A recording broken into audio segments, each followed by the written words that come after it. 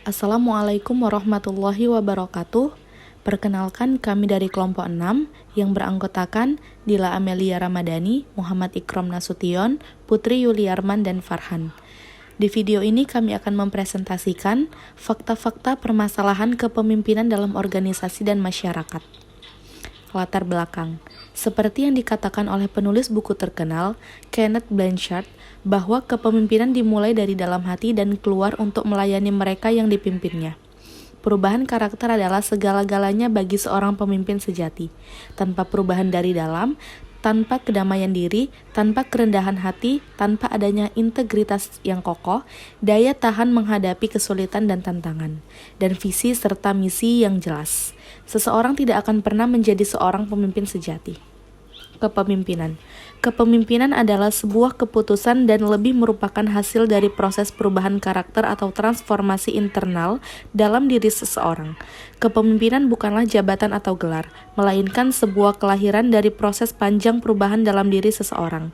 Ketika seseorang menemukan visi dan misi hidupnya, ketika terjadi perdamaian dalam diri atau inner peace dan membentuk bangunan karakter yang kokoh, ketika setiap ucapan dan tindakannya mulai memberikan pengaruh kepada lingkungannya, dan ketika keberadaannya mendorong perubahan dalam organisasinya. Pada saat itulah seseorang lahir menjadi pemimpin yang sejati. Kelemahan seorang pemimpin. 1. Tidak memiliki waktu untuk anggota tim. Seorang pemimpin sudah seharusnya mampu untuk memberikan umpan balik atas setiap pekerjaan yang dilakukan oleh anggota tim mereka. Saat kamu tidak memberikan umpan balik kepada mereka, maka anggota tim tidak akan mengetahui letak kesalahan dan tidak akan ada upaya untuk meningkatkan kinerja. 2. Tidak membagikan tujuan kamu. Sudah seharusnya seorang pemimpin berbagi tujuan dengan anggota tim agar mereka mengetahui apa yang sedang dikerjakan.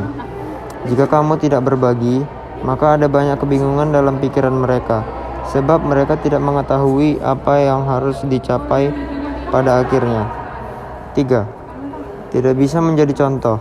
Setiap perusahaan dan organisasi pasti telah menetapkan aturan dan kebijakan yang harus diikuti.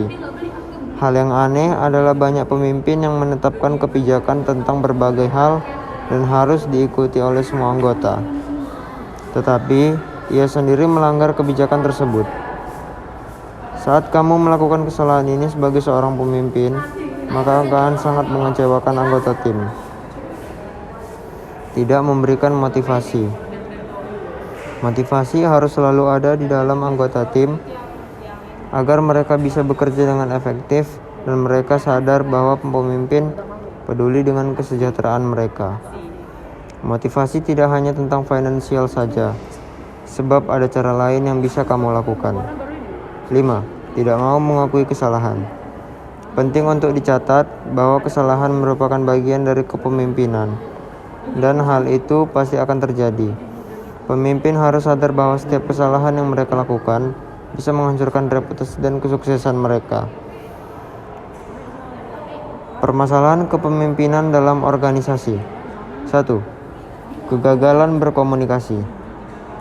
Kerumitan bisnis pada masa sekarang mendesak pemimpin bisnis untuk dapat berkomunikasi pada tiap level dalam perusahaan.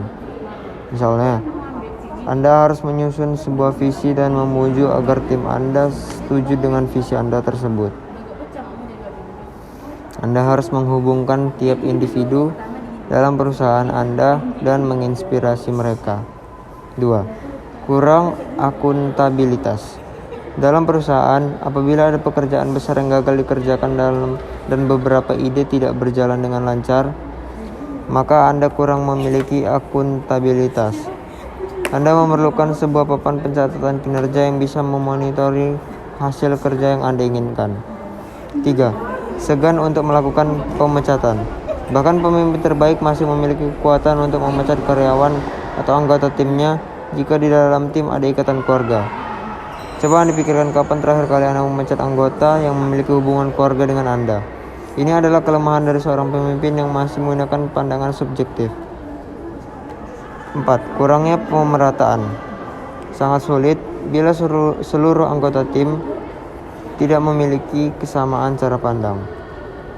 Anda sebagai pemimpin tentu merasa tidak setuju, namun Anda harus memastikan bahwa seluruh anggota Anda berada di belakang Anda dan mengikuti semua arahan Anda untuk mengerjakan segala hal untuk mendukung apa yang ingin Anda tuju. 5. Kurangnya visi yang jelas. Apakah visi perusahaan Anda? Ketika ditanyakan pada karyawan, Anda apa penjelasan mereka tentang visi perusahaan? Apakah mereka dapat menguraikan apa arti visi perusahaan terhadap mereka? Dan bagaimana pekerjaan mereka mendukung visi dan membawa arti untuk pekerjaan mereka? Nah, beberapa pertanyaan ini mungkin bisa menjadi acuan bagi Anda apabila belum menentukan visi perusahaan Anda. Sebuah visi perusahaan bukan semata uraian kata atau kalimat hanya mengandung istilah tanpa memiliki makna apa-apa untuk perusahaan tersebut. 6. Eksekusi yang tidak berjalan. Ada 3 alasan pemimpin gagal melakukan eksekusi perencanaan kerja. Hal pertama adalah pemimpin tidak mengikuti rencananya dengan disiplin. Seringkali pemimpin merubah rencananya sendiri di pertengahan eksekusi, mengakibatkan hasil yang terjadi tidak sesuai harapan. 7. Tidak bisa menyusun budaya perusahaan yang kuat. Budaya perusahaan sebagai fondasi dari sebuah perusahaan. Seperti yang pernah dijelaskan dalam artikel sebelumnya tentang pengaruh kepemimpinan dan budaya perusahaan. Pemimpin yang membuat budaya perusahaan, jadi sebagai seorang pemimpin harus mampu menyusun budaya perusahaan yang kuat. Budaya perusahaan Anda menjadi sebuah keuntungan kompetitif yang dapat menarik perhatian dan mendatangkan hasil yang baik. Cara pemimpin dalam menyelesaikan masalah. 1. Mendefinisikan masalah. Anda perlu fokus pada apa yang menjadi masalah inti dan mencari tahu segalanya secara rinci. Seringkali hanya menganalisis permasalahan sekejap saja, sehingga tidak bisa mengetahui penyebab suatu permasalahan dengan benar. Untuk mendefinisikan permasalahan secara tepat, Anda perlu membedakan antara fakta dan pendapat. Logikanya, Anda tidak akan mendapatkan penyebab permasalahan yang valid jika tidak bisa membedakan keduanya. Dalam hal ini, juga perlu menyatakan atau mengungkapkan permasalahan yang terjadi secara spesifik. Coba identifikasi standar, norma-norma atau nilai-nilai apa saja yang telah dilanggar dari permasalahan ini. 2. Mengembangkan alternatif solusi.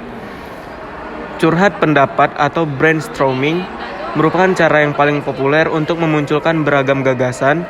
Semakin banyak kemungkinan dapat Anda munculkan, semakin baik peluang Anda untuk mendapatkan solusi yang bagus. Pastikan untuk tidak terburu-buru dalam menentukan solusi alternatif. 3. Evaluasi dan pilih solusi alternatif yang ada. Dalam mengevaluasi pilihan solusi alternatif, Anda juga perlu melakukannya secara hati-hati. Maksudnya, jangan sampai Anda mempertimbangkannya secara bias, sehingga solusi alternatif yang dihasilkan bisa saja sebenarnya tidak cocok dengan permasalahan yang ada. Untuk itu, Anda bisa mengevaluasi solusi alternatif yang relatif terhadap standar target yang ada. 4. Pengembalian keputusan melalui konsensus. Pengembalian keputusan secara konsensus bukan berarti setiap orang harus senang dengan keputusan yang diambil.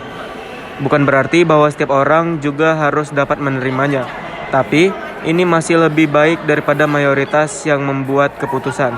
Tujuannya adalah untuk mengetahui bagaimana sikap kelompok. Mungkin ada 1 atau 2 pilihan solusi terbaik sehingga dapat mempercepat pengambilan keputusan, atau mungkin juga ada 1 pilihan yang tidak disukai semua orang. 5. Melakukan tindakan.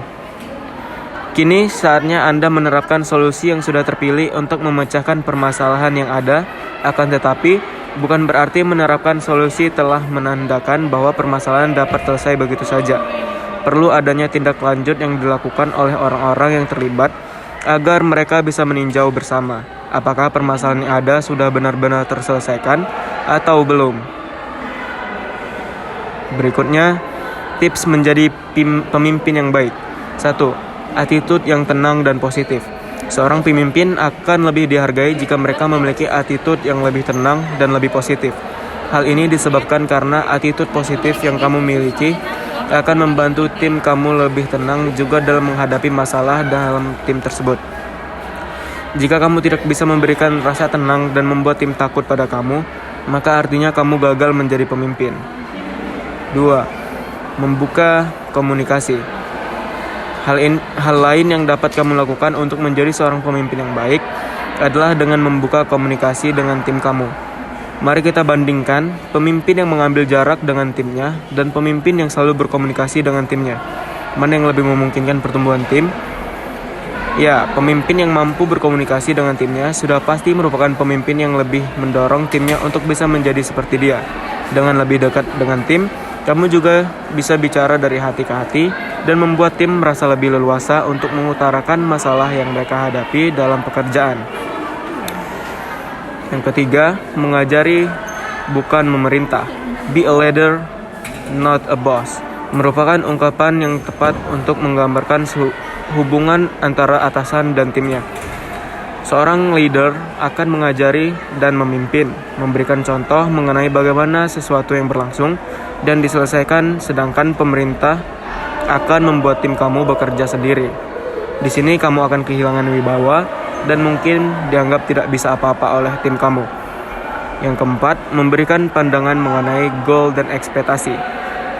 Hal selanjutnya bisa menjadikan kamu seorang pemimpin yang baik adalah memberikan penjelasan mengenai goal dan ekspektasi dari kegiatan usaha yang sedang dilakukan oleh tim, menyamakan persepsi antara satu tim dengan tim lainnya, dan bisa mendorong tim kamu untuk bekerja dengan lebih baik dan lebih keras. 5. Memberikan dan meminta feedback. Seorang pemimpin yang baik akan selalu memberikan feedback mengenai hasil kerja tim yang dimilikinya. Contohnya ketika tim kamu bekerja dengan baik, maka kamu harus memberikan feedback yang positif. Jangan lupa untuk meminta feedback dari kepemimpinan kamu agar kamu bisa belajar mengenai kesalahan kamu selama memimpin. Selanjutnya kita masuk ke studi kasus. Para pemimpin seringkali diharapkan untuk turun tangan dan menyelesaikan konflik. Tetapi bagaimana jika para pemimpin itu sendiri yang menjadi pusat konflik? Hal ini dapat terjadi terutama jika individu yang tidak berpengalaman dipromosikan lebih cepat ke posisi tersebut dan tidak diperlengkapi dengan pelatihan. Tekanan lingkungan ditambah dengan kurangnya pengalaman dan variasi gaya kepemimpinan dapat menimbulkan konflik. Kasus seperti ini biasanya ditemukan dalam perusahaan berukuran sedang atau besar. Penyelesaian kasus, HRD harus menentukan bagaimana cara untuk memilih individu yang kompeten untuk mengisi posisi tertentu sesuai kualifikasi yang dibutuhkan. Proses rekrutmen dan manajemen sumber daya manusia atau SDM sangat berpengaruh dalam hal ini. Jika sudah terlanjur komunikasi antara manajer, karyawan, dan HRD tentang bagaimana cara menengahi dan berkompromi dengan gaya kepemimpinan mana yang sebaiknya digunakan. Pastikan jenis gaya kepemimpinan yang digunakan sesuai dengan budaya tempat kerja dan nilai perusahaan.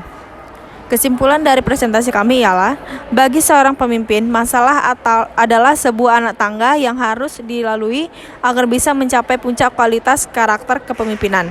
Dengan menjadikan masalah menjadi anak tangga, maka seseorang pemimpin seharusnya tahu dan mengerti mana masalah yang harus diselesaikan secepatnya dan mana masalah yang baik untuk dibiarkan.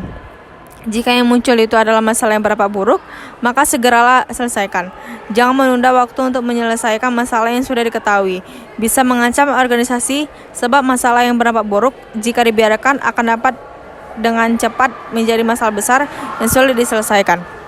Terima kasih, sekian presentasi dari kami. Assalamualaikum warahmatullahi wabarakatuh.